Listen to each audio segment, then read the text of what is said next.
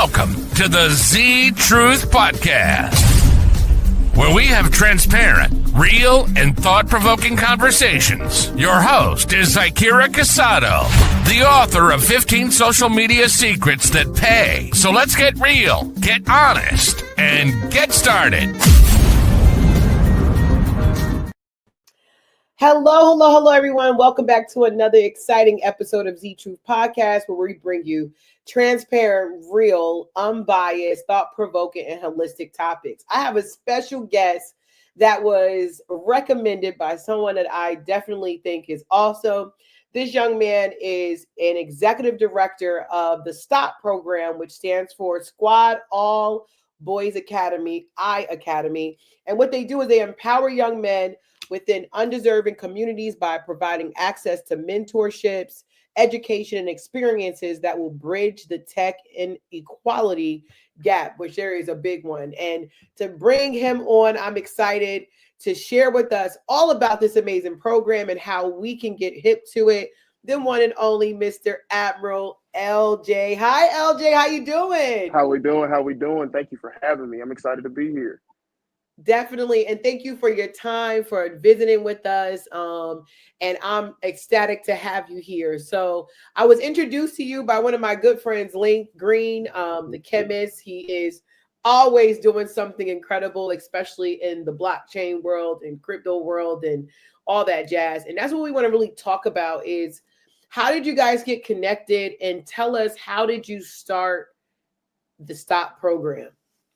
Whew, man, oh man. So take your time with that answer. I know it'll be long. Fair enough. So bear with me. Again, ladies and gentlemen, as she stated, I am Admiral L.J. I am the executive director of the S.T.O.P Squad All Boys Web3 Innovation Academy. And so the biggest thing that I want to highlight is my start was actually in the arena that you're in now. I was one half of a show called Rapping Crypto. I have since moved forward from that show onto a couple of other things. And so my time doing Rapping Crypto was amazing. I learned quite a bit, but that was the biggest catapult, I would say, that pushed me into wanting to educate people on blockchain, specifically the youth. I understood at the time when I was giving people education on what was going on in the blockchain, cryptocurrency, and Web3 world, that it's, man, what's the best way I can put it? I found that it was easier to want to deal with the adults because being able to educate kids on this was going to be a challenge. Now, why? Most people would ask, well, see, here's the thing. We're in a very, very new time in a lot of people's lives. We're experiencing a very, very big shift when it comes to technology and things becoming much more complicated, I guess you could say. So most would say, oh, well, you know, the kids, they can get with the technology really quickly. That is true. But when it comes to a lot of the things on the back end that you have to understand as far as the discipline, the understanding of the different things that you have to go through, and not to mention, kids technically can't get into the digital aspect of this when we start talking about cryptocurrencies and other assets, because technically they can't purchase it themselves. So of course they have to get their parents involved. And so because of that, like I said, originally it was, you know, the adults are a lot easier to deal with. I don't have to go through all the different red tape. And then something clicked in my brain after a while. And it's a voice that kept speaking to me, and it let me know, hey, these kids need you. These kids need help. Now, what I'll say is my background, of course, is I've been in and out of the education system, working as an education professional for over 12 years now. I also have been able to take what I learned in my realm in terms of being able to do shows that gave information on cryptocurrency into doing consultations and doing other things. This, of course, pushed me to the point where I realized, well, hey, I already teach kids every day. I've already been making a beautiful, beautiful impact in communities that I serve. But how can I elevate that? Well, after I asked myself that question, the next thing that came to mind was, well, the elevation's already there. You're just running from it. And of course, that elevation was being able to give these kids the appropriate education that'll prepare them to be the next leaders, or as we like to call it, the Stop Squad program, the new elite in the tech industry. So the merging of being able to come together and be able to teach these kids and put a program together with the help of my awesome team over at the Stop Squad, it was a dream come true. And like I said, I did start off thinking, oh well, I don't want to go the kid route because the kids they're going to be in a perplexing situation, I guess is the best way I want to say that. Right. They're going to be stuck. There's going to be a lot of different things that I'm going to have to deal with. And again, I go back to that red tape that we have to go through, because again, when we're dealing with kids, there's a lot of red tape that comes when it comes to how they can invest or what they can do, what things they have access to, as well as being able to get the appropriate permissions from parents. And that was another key thing. The parents being willing to give permission to have their child educated on something that they don't even want to touch themselves. That is another big hurdle that I had to really, really understand. And through the years, as I pushed and as I progressed, what I really realized was I was doing it the hard way the whole time, and I was avoiding the easy way. And it's not to say the kids are the easiest thing to do, but again, my passion, my love, and everything that I've been doing in my professional atmosphere for the most part has been centered around education. I have a gift of being able to be an educator because this is something that runs through my bloodline. I come from a whole entire family of educators. So because of that, I understood that it wasn't just a calling. It was within my being, it's within my purpose, that I needed to make sure that there was a program out there that was able to give children the appropriate tools and the appropriate skills to, like you said, bridge that tech inequality gap. So we started off, Brother Link Green and I, he was a guest on the Rapping Crypto show that I mentioned earlier. And from there, it just took off. We had been talking and doing different things on the side, doing different business ventures and trying to build a couple of other things on the back end. And he finally just came to me one day and said, hey, you know, we have the Web3 Renaissance movement. Big shouts out to the Web3 Renaissance movement. But we have the Web3 Renaissance movement. I want you to be able to come in and help us build this out. But specifically speaking, I don't want you to just come in and do what you've been doing anyway in the blockchain, Web3, and just in general in the tech world. I want you to actually come in and I want you to be our executive director over our program that is going to be able to push these boys to the next level. And so since day one, he sat me down, went through all the details and the specifics. I was super duper excited.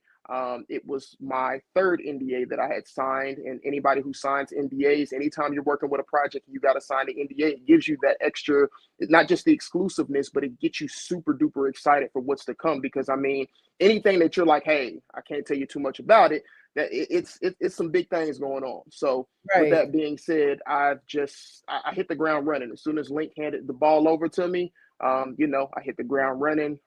We've been growing and producing different things for about the last year now. And so we are actually getting ready to graduate our first group of boys here in 2 weeks from our recruitment process. So super duper excited about that. And just like I said, it's as the kids would say, it's been up since then. I love it. I love it. And I too come from an educational background, but very young age. But I literally said today, I had maintenance come in today. They had to fix some appliances for me. I literally said, I work with adults and I work with kids. And even though I know you thought it was going to be easier to work with the adults, I was like, the adults gave me a headache today. My kids, I didn't have that much of a headache and all of that. And God bless the children. That's what I'm saying. But I wanted to talk about that voice that you mentioned. And a lot of times we don't like to really connect spirituality and business, right? But I think it's a mistake. That tells me that you think it's a mistake also. And I feel like I want to really just emphasize this voice that you heard, because it's so funny to me. Whenever I hear it, it's usually the complete opposite of what my plan is, right? And you think this is supposed to be your plan. This is supposed to be the way it goes. And you get this nagging feeling that won't go away. Have you ever not listened to that voice? And what made you, if you haven't, say, okay, I'm going to listen now? Fair enough. I'm actually glad you asked that question. So again, and I'll segue just a hair bit here. Big shouts out to the Web3 Renaissance movement. So many people go to churches or different congregations to get their spiritual enlightenment. What the Web3 Renaissance movement provides is every single Sunday, we all come together from different religious backgrounds, and we all sit within a spiritual meeting, and we actually dissect. And it's without giving too much of it, because I really want to encourage everybody to actually just at least come take a listen to it. It's nothing crazy. Most people might look at this and be like, you're talking about occultism. No, no, no, no, no. I'm genuinely talking about a spiritual atmosphere where people are actually trying to build each other up and help each other understand what not only our purpose is, but what it looks like to understand what our higher self looks like when it's communicating to us and speaking to us. So going back to your original question, that voice, I've heard it plenty. I've had this voice since I was a kid. I think everybody has that inner voice, but sometimes some people get scared of it. Some people are just like, I heard something in my head and that makes me feel like I'm crazy. There are people who have disabilities where they hear multiple voices in their head, and that's a whole nother conversation. Yeah. But the thing is, when you have that voices in your head, it's very important to listen to that voice, because the thing is, like you mentioned, sometimes what will happen is that voice will tell you something completely different than what you actually intended to do. And a lot of times, especially with my understanding of spirituality, your higher self is not going to guide you in the wrong direction. A lot of times, your higher self is going to guide you away from the nonsense you're about to get yourself involved in. So just what I'll say is this. It wasn't until about 2 years ago that I started taking my voice super seriously. Excuse me, hiccups. It wasn't until 2 years ago I started taking my voice very seriously. And the reason why I started doing that and picking up on that is because I started digging and diving deeper into myself and started understanding that, hey, as much as I can say I pray and I love God and all these different things, I have to understand that everything starts internally first. If I don't believe in myself, neither will anybody else. Everybody can say, well, God always has your back. You're right. But I mean, if folks are going to be religious in that aspect, let's quote the fact that faith without works is dead. You have to understand that, again, internally, everything starts. You have to manifest things. You have to be able to have the belief. You have to be able to have the confidence. You have to push yourself there first. Once you're there spiritually, you'll start hearing that voice a little bit louder. You'll start feeling like things are falling into place, almost like puzzle pieces. So there's so many different dynamics that go into it. But just the biggest thing, because I can talk about this voice in your head for hours, but just going into keeping it simple and keeping it tangible for everybody listening. It's like when it's that gut feeling that you get, but it's not like oh, my stomach. It's literally like did my brain just tell me not to do that? I think I heard it. Yes. Your higher self just told you stop. Your higher self told you don't. And I mean, sometimes it happens just like that. You might be doing something and you'll just get a random yell in your ear or a random yell in your head that says stop. And it's like, oh, okay, that was weird. That's creepy. And sometimes your higher self has to step in and tell you, yo, don't do that. Now, can your higher self force you not to do that? No, of course not. Because at the end of the day, the other thing that I've grown to understand is everybody's under their own free will here. Okay. Everybody has a choice at the end of the day. And whatever choices that you decide to take and push forward, those are the choices that are going to manifest into reality, into real things that are around you. And so because of that, we have to understand that when we're thinking about things, when we're being negative about things, we are creating an attraction to those things. Okay.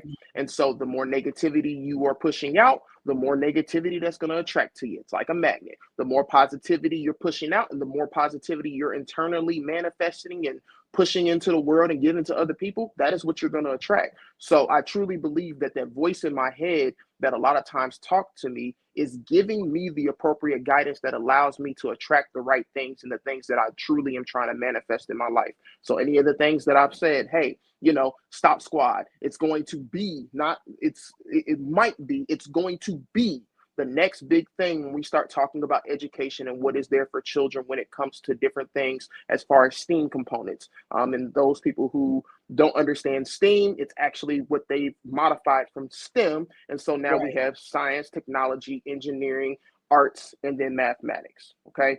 And so for many of those people, they don't understand that this has already technically been incorporated in the school systems. But as I'm looking, and again, it's no knock to any teachers or anything. I'm a sixth grade math and science teacher myself. But the thing is, when we look at the curriculum, what we look at the structure and what things are built to do, and again, this is coming from my higher voice because my higher self's talking to me to talk to y'all right now. So again, another example of this, but the different things that we have that we are building and we are putting in place are different things that are going to reinforce skills, not just life skills, but real tangible skills that are going to give people the opportunity to be elite. Now, most people will say, well, if I go get a formal education, wouldn't that do it? It could. But the biggest thing I found out, and you know what, I'll speak on it because I'm still paying these folks a good chunk of change every month. The biggest scam I found as an adult is going to college. Why would people say it's a scam? Well, at the end of the day, in most cases, you don't need a college degree in order to hit six figures. And that's one of the biggest things they used to push to me when I was in school. Well, if you want to do well for yourself, you need to go to college and get a degree. No, what somebody should have said is, hey, what you need to do is go be an electrician. You need to go be a plumber. You need to spend about 5 to 10 years doing that. And if you choose to say, hey, I want to be a teacher, then cool, get back in school. By that time, that 5-10 year period, that's a really good job to have. Stay at home with mom and dad. Save your money, put yourself in a really good position and build from there. But again, these aren't the conversations we're having. And unfortunately, a lot of times those conversations should be had, especially in homes with people that look like myself, and it's not being had. Now, in other communities, it is being had. These are conversations like, hey, do not rush out of the house. Don't go running out there into the world. I know you want your own apartment, but you need to stay here, save your money, so on and so forth. Whereas on the other end of it, it's you 18. Why are you still in my house? Go get you a job. Go find a car. Stop asking me for rides. Stop asking people. And that's just the reality that we live in. And so realistically, in going into this some more, that voice that you hear is going to guide you in such a manner that it allows you to place yourself around people who are going to make sure that whatever it is that you're trying to push for and manifest for are able to make that a reality. So, and this might get a little sensitive, so please excuse me and, cut me off if you need to. But sometimes what we don't realize is, and, we love mom and dad, we love auntie, uncles, cousins, third generation, nieces, whatever the case may be, family members in general, okay? We love our friends. We love the people that are closest to us. But a lot of times what we'll find is if you're getting that voice in your head or you're getting that gut feeling like, hey, my environment isn't the best for me to grow in. That may be the time that you're like, okay, I might not necessarily like this, but I need to move. But if your environment is such that you're able to blossom and grow there, you have people that are pushing you, you have people that are feeding what you're actually pushing for, and they're there to help you, well, what we're going to find is that you are going to be in a much better position than you would if you were trying to force yourself to basically fight a battle against things that weren't there for you. You have to understand and listen to that voice to find out what things are for you. So with that being said, I genuinely think it is a version of manifestation, as well as a version of the reality that I see come into true fruition when it comes to Link being able to come to me and have come to me a year and a half ago and saying, hey, do you want to be the ED over this Stop Squad All Boys Innovation Academy? And I'm taking on the reins and I'm like, well, it might not necessarily, I don't know. And of course, with things that make you feel uncomfortable, you're going to talk yourself out of it. Because of course, when he approached you, bingo, 100,000%, it challenges you. And a lot of times, because of the way that many of us were put into environments when we were younger, anything that challenges what we're trying to do, anything that makes us feel uncomfortable, our first reaction is to get away from it because we're not trying to be in that. Many of us has dealt with trauma. Many of us has dealt with plenty of things that gives us a reminder when we're trying to go against adversity that I'm having to give way too much push here. Let me back up a little bit. No. Anytime you got to give a little push to challenge yourself, that's the best situation to be in. So again, just going back to that voice in my head, the voice said, throw yourself and immerse yourself. And that's what I did. So just being able to understand the totality of what that voice in your head can lead you to. One, manifestations, whatever you're processing in your brain, whether it's good or bad, I want to emphasize that whether it's good or bad, that's where it's going to push you to. And then two, of course, just being able to understand the difference between what's for you and what is not for you.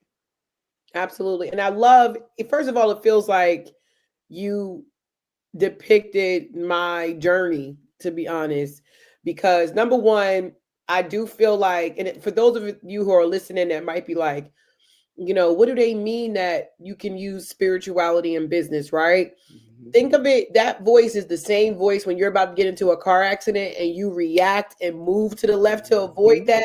It's the same thing, except for it's something in regards to your the life that you're leading in business, right? 100%. And I also feel like what you said was so on point about the more you listen to it, the louder it becomes. Yes, ma'am. The less you listen to it, the faint it becomes. Mm-hmm. So when you hear it loud, you're on the right path. You're on the right track. Okay.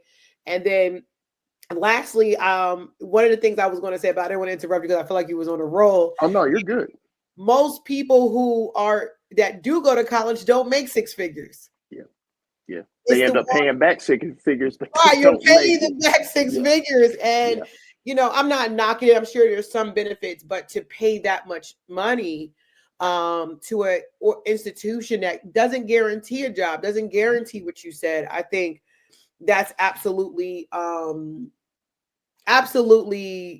on point to say it's the biggest scam, okay? Because it is, but the brain also, we got to remember that our brain is designed to make us comfortable, to make us be at ease, to keep your stress levels down and all of that. But you are a spiritual being going through a human experience. You got to remember 100%. There's a human side of us, like there's a spiritual side of us. There's a 100%. soul inside.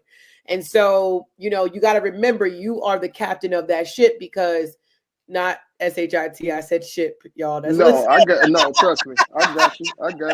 I'm the master of my fate and I'm the captain of my soul. I understand 100%. Right. I got you. And, yes, ma'am. And literally, because of that, you do have to use wisdom and decipher between, is this my bodily side just trying to make me comfortable when I don't feel comfortable in uncomfortable situations? But to go back to what I meant about, I feel like you were talking about my story. I had to move away from my environment with me, 2 kids. Everyone thought I was absolutely crazy. And I moved to North Carolina, and I was able to really instill new things. And I'm not perfect for sure, but I knew that environmentally it was an area that I needed to get away from, not because I don't love them, but because I do love them. And when you have a vision, something like what you all are doing, where you want to make conversations in homes like us to be a norm. Like, a lot of people don't know that the big families that have generational wealth, they make dinner time actually a productive time. They do. And I love that you guys are creating this environment or these situations for kids where they are able to have that experience, where even if in their environment they don't talk about that, they get that effect, like in Rich Dad Poor Dad. Like, he had his dad didn't know. And that's what we got to remember. We don't need to penalize our upbringing and our families for not knowing, but that also gives us a chance to provide something that will provide them the knowledge that they would never know. And so let's dive a little deeper into the S.T.O.P program. So how can someone get their children involved, and or is there an avenue or a way, I'm assuming through social media or something, that kids can actually have access to it on their own? I know they may need permission and all of that, but how can people find you in regards to even being able to provide the interest? Of course.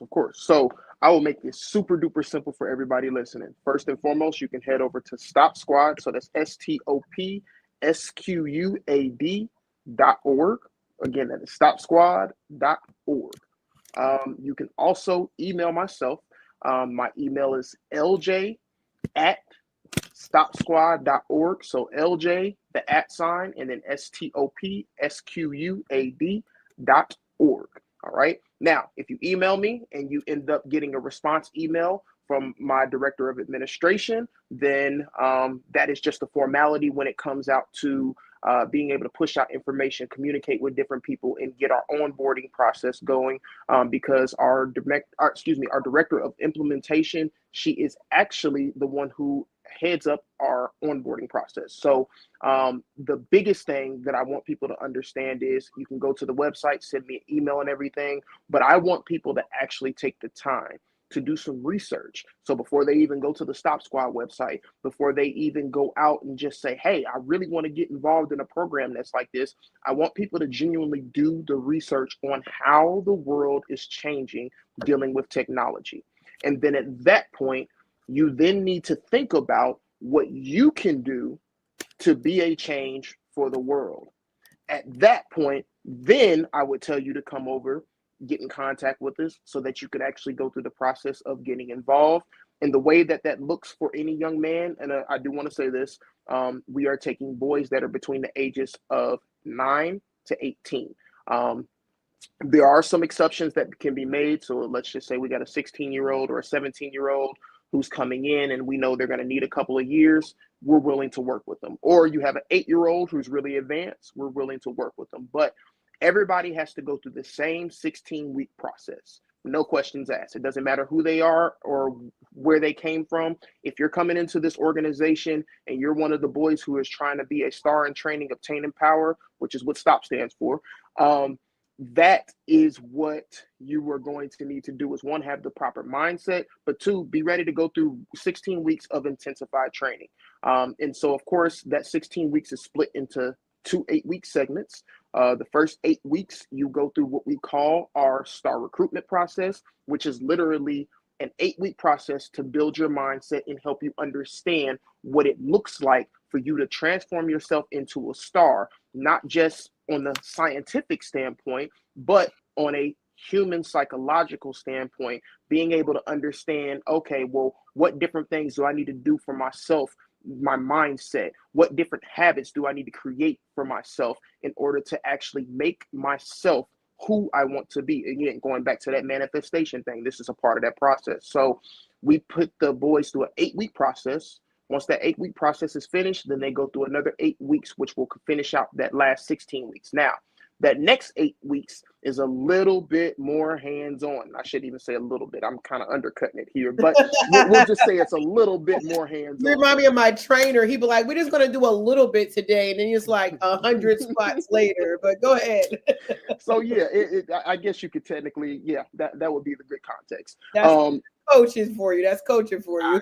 Listen, it's the best way to do it. And I mean, as I think about it, that's exactly what I used to do with my AAU players. Yeah, we're not going to run that much today. And then an hour into practice, we haven't stopped running. So yeah, but I say all that to say, that last 8 weeks is actually going to push you to not only be able to use those mindset skills that you learn, but continue to develop those skills as you're actually getting involved in hands-on projects. Now, all those projects in that 8 weeks will be project-based learning. It will be all centered around STEAM education, along with those components that we talked about dealing with Web3, cryptocurrency, blockchain technology, different areas of technology in general, just being able to harp and hone in and understand those things. And again, I can't say enough. It's called Skillful Innovators, not just because we're creating mindsets and building students to have the proper skills to be successful in our program, but we are calling them Skillful Innovators, and this is Skillful Innovators Training, because this is what these young men are going to be able to use as training to go out into the world and see problems and see things from an innovative perspective, rather than a perspective of, oh, okay, well, the door is broke. Okay, well, the door is broke. Who do I know that can probably fix it? Who do I know that can probably donate the materials? How can I turn this into a service project? And matter of fact, how can I just go from just doing this door to what other things in here can I actually help get fixed? Okay, well, I've just now turned this into a whole entire community service project. What friends do I have that can actually come in and help me do this? Okay, well, we got a place, we got materials, we got a plan of action, And it's just those simple concepts that will take you from seeing like, there's a broke door, I wonder who's going to fix it, to, oh man, there's a broke door, I love fixing things. Well, how can I create an avenue to be able to allow that door to get fixed, which helps the people whose door is broke, but it also allows me to feed into my creativity. It also allows me to be a leader in my community because I'm leading a community service project. And it's just those little key things that we're looking to transform each and every single young man that comes through our program into doing. Amazing. Absolutely amazing. So it sounds like you guys start off with one of the most important things, I believe, in anyone's career is personal development. 100%. What made you personally get on a journey of personal development? Was there a teacher? Was it just your family? Because for me, I got into network marketing. That's how I got exposed to the need of personal development. And I will be forever grateful for that industry because they start off with the mind. At one point, especially if you're trying to go into any form of ownership, you cannot have, quote unquote, a traditional, work for 40 years mindset and then create results in business because, it'll be hard for you, especially if you got to pay bills and you're like, okay, I need to get this in order to make this happen. And you don't see it as an investment versus spending money. Right. So what was it that got you on the path of personal development? Man. So I think my Kickstarter would be my daughter. So when I found out my daughter was on the way, I just kind of had a whole flash about life. I think I was in a very comfortable state where I wasn't considering investments like stocks and things like that. It just wasn't the conversation that was being had. And one, I put that on myself because as a young man, I should have been more in tune with, okay, what things should I be doing to prepare myself for my daughter to be coming whenever she comes, or my child, however the case may be, because of course we don't know what gender we're going to have before we have children. But again, just being prepared for being a parent is what I want to get to. I think I reacted rather than being prepared. And I understood at that time. So of course, like you said, getting into multi-level marketing and doing different things that actually allowed me to get access to, well, how are these people doing super duper successful, but the people who are over here doing the exact same thing that they're doing aren't getting the results. It's as simple as those people have the charisma to be able to deal with people. And that's what sets people apart in business. If you have great customer service, you're able to deal with people, you're able to navigate problems. You might not necessarily be the best at it, but you will be efficient enough to make sure that the business is able to operate and do what it needs to. And let's just be honest, like you just said, most people look at it as I got to spend more money. If you're not the best marketer, then hire somebody to do marketing for you to get you your money. Because if you have the best concept, don't let, I can't market it, be the reason why this concept doesn't take off. But again, like you mentioned, most people are in the mindset of, that's going to cost me money. I'm going to have to do this. I'm going to have to do that. And that's just the biggest thing, that people kill themselves ahead of time with their own mindset. And I think that was part of my deal. And the reason why I took that huge deep breath when you asked that was because my kickstart was my daughter, but that was just me sticking like my toe in the water. I hadn't completely jumped into the water until I started taking things seriously. And I was like, well, I want my own business. I want to do a clothing brand. There's different things that I want to do. I want to be able to eventually be over a company. At the time, I was in my brain like, well, maybe I want to go be a principal or a superintendent. But at the same time in my brain, I was like, I don't really want to do all the extra schooling for that. So it was so many different things. And it was almost like as soon as I thought about having a daughter, I was excited. And I ran into a wall because I was like, wait a minute, hold up. I'm not prepared for this like I should be, and many of us aren't. And in most cases, I hate to say it, there are people who are 50 and 60 years old, and it has nothing to do with financial stability. I want to make that very clear. You can have all the money in the world, and you can run a business into the ground. It doesn't matter how much money you got. Now, if you're using it correctly, and you're putting the right people in place, and you're paying those people to make sure your business is good, that's a whole nother conversation. But I'm just talking about the people who have the mindset of, I'm not worried about that. I got money, so I can just pay for that to get done. That's cool. But if your mindset is not trying to have a growth mindset about your business, and it's just, it's something for me to throw cash at, And guess what? What it's going to do is become an actual cash cow for you, and you're just going to sit here and just keep throwing money into it. And it's like, okay, I feel like I'm just putting more money into it than I'm getting anything back out of it. Well, Right. again, it goes back to your mindset. If you're putting something into something, you should be getting fulfillment from it back. If you're not getting fulfillment, that means you're not living within your purpose, which means you're out of alignment anyway. Again, going back to that higher self conversation, those people who go to work every day and they're like, well, I hate my job. This is why you have to get in alignment with your higher self, and you have to make sure that you're doing the things that are pushing you. So for me, I think the biggest thing was when I still don't even know how to pinpoint that. Honestly, you know what? It was a year and a half ago when I met a brother named Link Green, and we had a nice little long conversation, and he popped up and said, hey, I want you to be this ED. And the reason why I say that is because I think that was truly the first time. So in educational settings, I've been directors and supervisors over after school programs. I've done many things in many capacities in terms of being an admin in a school building, working with family and community engagement. Of course, as I told you, I'm currently a sixth grade math and science teacher, so I understand it from a teaching perspective. But I say all that to say I've taken on many things fearlessly, because in the education system, I don't look at it as a joke, but I tell people all the time, anybody that knows me knows, I'll be like, I can do this with my eyes closed. I'm not worried about this. Right. But the thing is, again, that goes back to I'm operating within my passion. When it came to what he approached me about, it was my passion. It was what again, we talked about superintendents and principals. That's an executive director. But the thing is, at the time, I could not recognize I grew very good and accustomed to being able to recognize opportunity, especially when it was for me within my purpose. But the problem became fear. Fear allowed me to see the other end of it, and that's when those negative, intrusive thoughts started coming in, and then it started being like, oh, well, maybe I can't, maybe I this, and a switch flipped. And it made me realize the more I attract what I can't do, the further, or I should say, the closer I'm going to get to, hey, you can't do this. The more I attract and know what I can do, because I have the intangibles, I have the background, I have everything that I need, I have a great team around me, I have all the tools available to me to be able to make this be successful.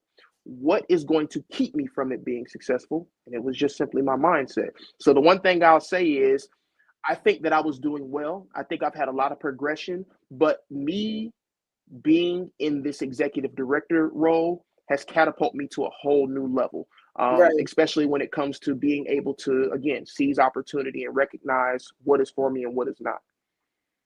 I love it, because it's always one person that does something or say something. Mine was my mentor back in the day. And I'll never forget it. I was in a seminar and it said, business is nothing more than a personal development course disguised by a business, you know? And then one of the other things I remember hearing is, which you just made me remember, I haven't thought about this in years, is that your income will eventually catch up to your personal development. So when you were going on about, you know, you can make money, you can keep, and it can become a cash cow for you that you just keep pouring in with little to no fulfillment. But what's the point of that? You know what I'm saying? And then eventually it can fall through the ground if it's something that you're not managing well, right? And so I just love the fact that you, which I feel like is extremely, extremely important, is making sure you're in alignment. And one of the things that I do or I recommend is to go in a state of gratitude, because life is too short. I believe life is too short to wake up, get dressed, and go to a place that you hate. And like you said, we're choosing to believe that. We're choosing to focus on that. This is not where I'm at. And in reality, if you focus on where you want to go, it might be a person there that you've been needing to meet. But if you're like, I'm thankful that I at least got a check. I'm thankful that I was selected here, because then, like, you know, it becomes more clear. Like the song, I can see clearly now. You are the rain. Your negativity can be the rain that needs to be gone, you know? And so I absolutely love that. I love I love that. Now, are you a reader? Do you like to read? Depends on the mood I'm in. I can be, and then I can go through my spurts where I'm like, give me the audio book. I just don't have it. But Audio. what I'll say is this, in my defense, in most cases, when I have that mood of I'm not trying to pick that up and read it, I've probably been doing a lot of reading when it comes to I've been trying to do paperwork. I've been trying to dissect and go through things to Yeah. make sure things are good. So a lot of times, although it is fulfilling to get reading, sometimes what may have to happen for me is, okay, well, let's do this in audio. I'm still going to get the material, but I need to hear this rather than read this because I have to switch this up. Because if I don't switch it up, it's going to become something that I feel like is a chore. And I've learned to understand when I think things are a chore, I need to do something to trick my brain into thinking that it's not, so It's that I true. can do it, Yeah. I can enjoy it. So it's just like being in college and having homework. I mean, you create a game out of it. How much can I do in order to treat myself to this weekend? Okay, cool. Dang, I I did way more than I after thought I was this going interview, to. I'm gonna go get me some Indian food. No, I'm just kidding. I'm not kidding, but Look, you got to so do what you got to do. I love Indian food. That's just FYI. It's my favorite. It keeps me warm. It's flavor if you go to the right place. Anyway, but so whether it's audio, physical, I prefer physical books, Mm-hmm. but because I think our brain is changing, especially if you're ever using social media. And I feel like the older I've gotten, my attention span goes a little bit shorter. And I probably shouldn't speak that on me, but it is what it is. So I do revert. So it's like with this one book, I have the audio book, the ebook, and the physical book. But give me one of your, if you had to say, this is my favorite book, what would that be? And I know it might be a lot. Give me your top three if that's too hard.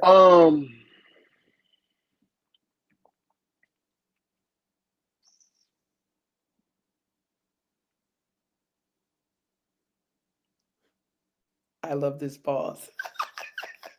I had because I'm processing because I'm like I got a couple of books that like so like 1948 by George Orwell is That's what it's called, 1948. mm-hmm. I don't think I've Am I read saying that. it wrong? Might be saying it. No, it's 1948 by George Orwell. Okay. So here's the thing. There's a lot of literature that I've read in school that I had to do book reports on and that I had to go in depth understanding of. And in Right. this book, most of what they talked about was Big Brother and Big Brother's takeover and all the different things that are happening. And it was, I think it's crazy because that book became the connective tissue to my understanding of, oh, snap, this is not a game, this is not a joke. And I'm talking in terms of a transition that we're going through as a society and as a world when it comes to technology. Okay. I think that was very impactful in my understanding. And the other thing is, so shout out to Moms. Moms was very, very, very, matter of fact, extremely heavy on me when it comes to making sure I read when I was younger. So that might be another reason why I'm just kind of like, I had to do book Is that reports like all the time. And punishment? Like, oh, you want yeah, to act up? You're gonna well, read see, six I had pages. I had to read anyway, and then it Oh, became, oh, so you want to act up? That's fine. Not only are you gonna read, but I need a book report on it now. And I'm like, oh my god, you're killing me. All right, that's fine. So it worked out well, but I'll say big shout out to Mom because my mother put me on what they call the Left Behind series. So being able to read that, not so much from just the Christian's perspective and things like that, but being able to make the connective tissue to what is going on today. Again, all the literature that I'm speaking about is actually the connective tissue to why I really had that light switch flick on, and I'm just like, okay, I cannot be stuck.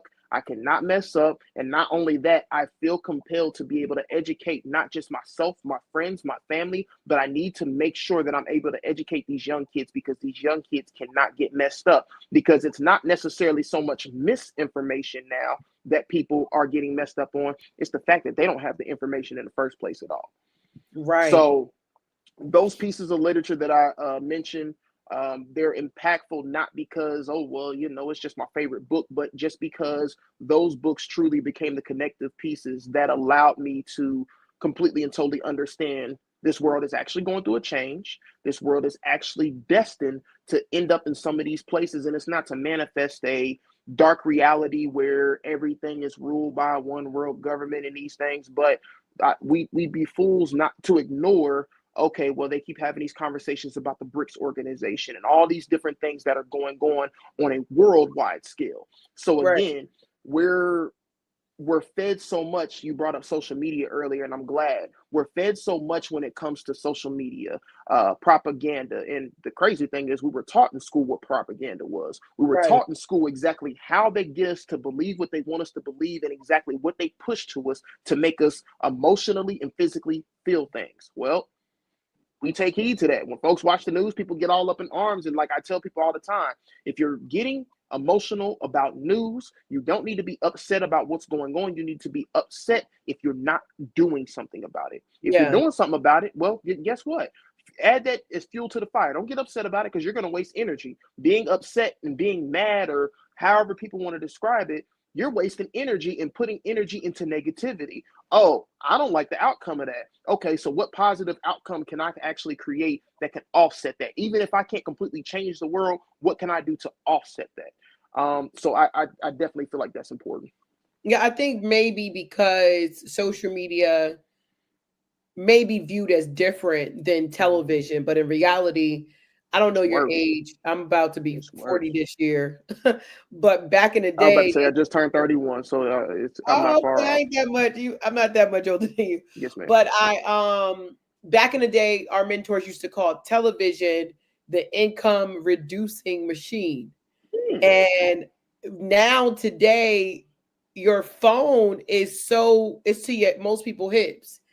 It's so attached to you that it's like I even did some research about how it can cause cancer in women that leave it in their like bosom in the area for birth. Anyway, that's how close it is. I think even Steve Jobs, the cancer he had was in the area where he keeps it in his back pocket. Ironically, he's gone on record to say that he does not want his children and his lineage to have his devices.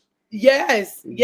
And I'm saying all that to say that they may not see it as propaganda because it's on a different device, but it's the same thing. It's just smaller 100%. And more accessible than television, right?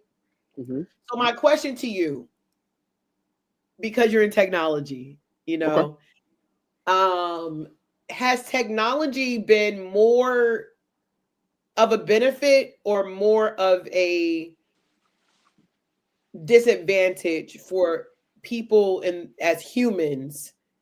Do you think it's been more of an advancement or a disadvantage for us? The answer to that is, I don't want to seem like I'm beating around the bush or dancing around it, but it's kind of complex. And the reason why it's complex is because it depends on what paradigm you're living in. If you're living in a paradigm, so I heard you mention about how people are super duper attached to their phones and it could become an income reducer for them. Well, I know people who use their phones to do nothing but make money. I know people who trade from their phones. I know people who do business from their phones. So if you're on the paradigm of my phone is for business and business only, I'm not on my phone to play, then you're probably getting benefits from having your device, being able to check your emails by not being able to be at the computer, being able to just do different things that allows you the opportunity to have the convenience of being able to do business on the go. Now, I feel like that is a huge benefit, especially for those who take it seriously. But for those who are just on it for social media, it can definitely be a killer. And I'll speak to myself, and I'm not going to attack nobody else again. I'll speak to myself. It's easy for me to click on Facebook or click on Instagram and start going like this. Yes, you're like, wait a minute. And it's like, wait a minute, 20 minutes is gone. Exactly. I think we had Christmas break. That was about a week and a half ago. We came off of Christmas break. There was a day on Christmas break that I told myself, it was like, you know what? You are allowed to just free willy-nilly do what everybody else does. Like mindlessly scrolling everything. And it scared me because when I gave myself that freedom of, okay, cool, I'm just going to scroll. I literally looked up and it's like, I said 30 minutes, but that day I had literally just been sitting there scrolling back and I was literally bouncing back and forth like, oh, all right. I done seen this post already. Back to Instagram. All right, I Right. just seen this post back to and I did that for 2 straight hours, and I'm like, okay. So I can only imagine the people that are having an issue, like kids. I tell kids all Yes. the time, you don't need no cell phone. You don't need a cell phone because it's a distraction. Because you'll see kids and they'll mindlessly be staring at it, and it's not even anything important. They could be talking No. about this is how you tie a shoe backwards. That's why you couldn't answer me when I said hey and kept calling your name. You're that mindlessly drowned. But again, and I'm not going to go on a tangent on this, but we're operating with devices that, again, they can have two different paradigms to them. One, you can have productivity. Two, like you said, you can have income killers or brain brain killers, I guess is what I should Yes. say. Yeah. And so because of that, it depends on what energy you're projecting, but it also depends on these little black little screens that we got are like two-way mirrors. So what energy and what things are you wanting to manifest and come from the device that you have? Are you wanting business to come from it? That's fine. But if you have Facebook and Instagram and all these other things, unless you have them on there for marketing, which I would still tell you not to have it on there, because at the end of the day, get on your computer if you need to check your social media. But when it comes to having a business and things, you should probably check your social media messages a couple times a day. But realistically speaking, having your social media attached to your phone is probably going to destroy you. Why? Because it's so easy to just click that app and Yes. start scrolling, and you look up and time has gone by. You might have killed your whole lunch break. Like, okay, cool. Well, I'm going to make this phone call. All right, well, let me take 2 minutes. Let me see what everybody else is doing. And it just takes one post to get you into the ha ha ha ha ha, and then you're scrolling. You're It's scrolling. you couldn't have nailed that question better, because even someone like me, I'm one of my many hats is I do social media management. So part of my work, I have to be online, right? Because I'm managing different pages, and some of them are multiple pages, even just for me. But it's like the part that's scary. I had one. Well, she's biologically not my niece, but I call her my niece, right? I had her, and I'm like, girl, you've been on your phone during a break, like for the entire day. What did you learn? What did you accomplish? And the scary part was there was no answer. I just saw this funny thing and I learned this other dance or what have you. And if you're going to be a social media influencer, then okay, I get it. But if you're not on there, and like I said, if I wasn't in that industry, I probably wouldn't be on. But and then the second part that's scary, and I hope people, and this is just to bring awareness, if you're not aware of that, if you don't have the awareness of how much it can affect you, then that's a problem. Because I know that I don't need to be on all the time. And then you have to just come up with methods. Like I will take my phone and put it in my room or a different room that I don't have access to, and then only use a computer. Because the really good thing about the computer, you have to actually type Facebook. You actually have to type Instagram. You have to, and for me personally, when I'm on a computer, it just makes me want to look at the email before the social media, or type up the proposal I need versus doing what have you, But that's learned behavior, and I believe I was blessed because I was in the beginning of social media before it became such a regular daily thing, that I'm also more aware in cue of not being connected, or understanding that this is just nothing more than a smaller television, right? Yeah. And so, but with anything with great power, there's going to be great that responsibility, for right. sure. Sure. But I love it. I think, like right now, we're going to be able to reach, thousands upon thousands, hundreds, maybe even millions of people with this information and contact with this information and content that we may not been able to reach this person that's in a different state, country, world, So, it's just a double-edged sword. So, and you know what? Oh, go ahead. I'm sorry. No, go ahead. No, I literally was just about to jump into what you said about it being something that is actually able to be accessible worldwide. So as I am here talking about the Stop Squad program, I do want to emphasize to people that Stop Squad can be accessed worldwide. It does not have to be limited to, okay, so Hey, Admiral L.J. stays in Ohio. Well, I can't be a part of Stop Squad. That is incorrect. We actually currently have our recruits spread out from 4 different states right now. And of course, it is not limited to a single state. Why? Because this is a fully online program. We operate out of our learning management system, and we do our individual meetings or our group meetings, whichever ones we do those via Zoom. So everything that we're doing right now with our academy is everything is virtual. So I really, really want to encourage people, if they are interested in getting more information, make sure you follow those steps I told you to do first, not just because, oh, well, I want you to jump through hoops. No, I really want people to understand that when you're coming to us with interest in this program, one, I want you to mentally be ready. You may not necessarily have all the intangibles. We're going to build you to that. But what I do want you to do is have an idea of where we're going to try and take your mind. Some of the things that we're going to be picking your brain and saying, hey, think about this. What things can you build off of this? What problems can you solve with this? And of course, anybody who understands project-based learning, they understand that when you're dealing with project-based learning, you always start off with a question. That question leads you into a whole entire research project that develops into an actual full-blown project that you're able to present on, okay? And so because of that, again, people have to understand what type of arena that we're about to be in when it comes to technology, and be able to understand that it's going to take innovation in order for people to be able to survive in the future. So again, anybody who's interested, I'm glad you said worldwide, because again, you can access this program worldwide. It is not limited to anybody by any means based off of where they are located. I love that. IEI Academy, y'all. And I was going to ask you if there was anything else that you would want to say, but before I get to that and maybe give you a second, I want to ask you just 3 questions that are totally not related, just to get to know LJ better. And they're really nothing crazy, but it's going to be a series of questions. It's going to be 3 or 4, and then you just answer, and then we'll wrap up. Is that fair? Okay. Sound good. What's your favorite color? Blue. Okay. If you could eat any food for the entire rest of this week, what would it be? I can never answer that question straightforward. Everybody's like, what's your favorite food? I'm like, but if I'll be very frank, if I had to eat something every single day for the rest of this week, I'm gonna go to Domino's and get a gluten-free chicken Philly cheesesteak pizza. Really? Why gluten-free? Is it an allergy?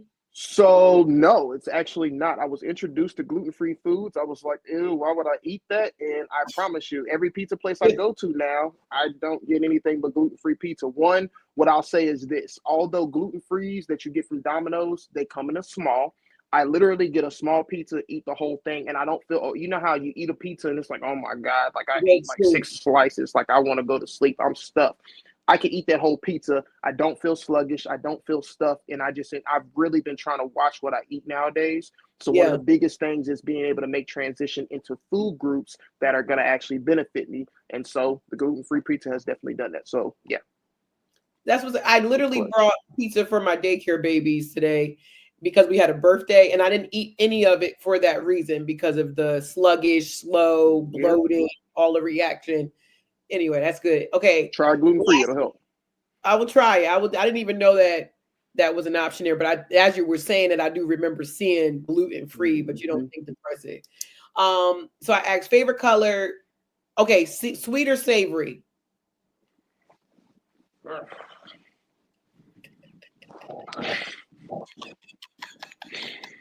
got cake or you got that pizza?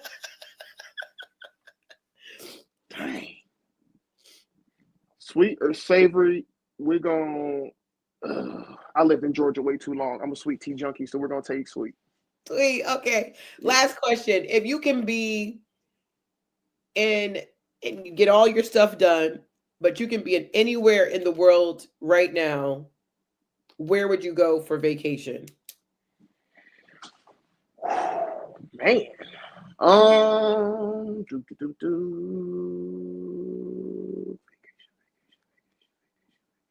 Honestly, it's gonna sound cliche. It's gonna sound real cheesy, but I currently do not live in the same state as my daughter. So if somebody said drop your bags, where are you going for blah blah blah blah. I can't even talk. I miss her so much. Where would you go for vacation? I go visit my daughter easily. Oh, nice. How old? She is 4. That's a fun age. I get it. Totally get it. I love it. All right. Well, thank you for answering my questions. Thank you for being here with us. But I do want to give you the opportunity. Is there anything that you missed that you want to say to the listeners, the thousands or 100,000? We're going to even put it out there. The millions, 100 million, for sure. 100 million listeners. What do you want to say to them before we wrap up?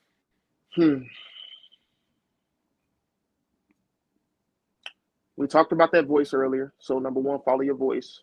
But number 2, I think the biggest thing is being able to keep good people around you. You have to, and it took me a very long time to be able to find that in life. If you want to be successful, I don't even care if you're not trying to be in business. If you just want to be at peace as a person, you have to be able to have the right people around you. You have to be able to find good people. On a business tip, if you don't mind, I definitely want to give a shout out, of course, to the Web3 Renaissance movement. Shout out to the Stop Squad All Boys Innovation Academy. But special shout outs. I really want to give a special shout out to my boy Hutchin D Blockchain.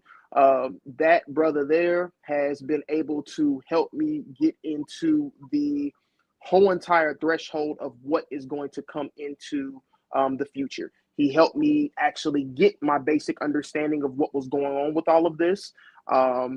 And that was 4 years ago before we got on with the Rapping Crypto show. I was actually, remember I mentioned earlier, I got in the stocks and he tapped my shoulder and said, "Hey, buddy, that's not the place to be." And I'm like, I'm doing okay. Like I've made some money off these. And he's like, "That's great. I need you to take a look at this cryptocurrency." And I'm like, "You talking about that Bitcoin stuff that the scammers use?" And he's like, "Exactly my point." And I'm like, that used to be right. But I thought he was joking. He's like, "No, I'm serious." And then the more I got more information, the more that he introduced me, the more I just grew a passion for it. And now it's been no turning back since day one. So big shouts out to my brother HD. I love you, bro. And then of course, man, could not do the show without giving a big shout out to my brother Link Green, the chemist.